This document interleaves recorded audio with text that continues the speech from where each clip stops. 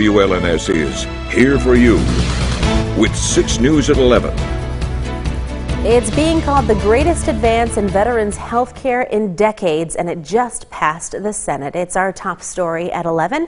Thanks for joining us. I'm Siobhan Klepfer. Sherry Jones is off tonight. The legislation, sponsored by Michigan Congresswoman Elissa Slotkin, is known as the Honoring Our Pact Act, and it aims to make it easier for veterans to claim benefits and treatment for 23 diseases and rare cancers related to toxic exposure from overseas burn pits. 6 News reporter Josh Sanchez spoke with a local veteran and is here for you now with what that would mean for him. Josh?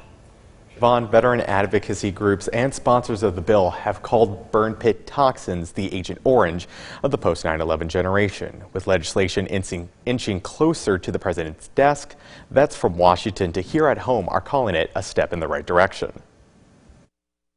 Today, the Honoring Our Pact Act, which passed the Senate, is the most comprehensive, historic, multi-generational toxic exposure legislation in American history.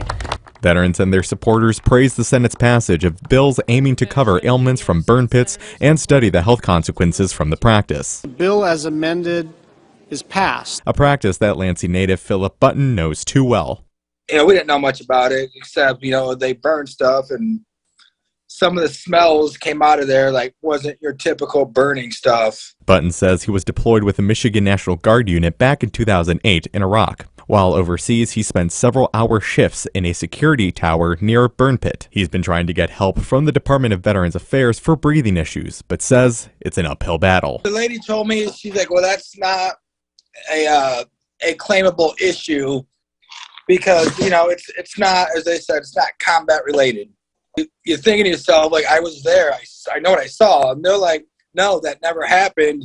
That's not normal to what you were doing, so it didn't exist.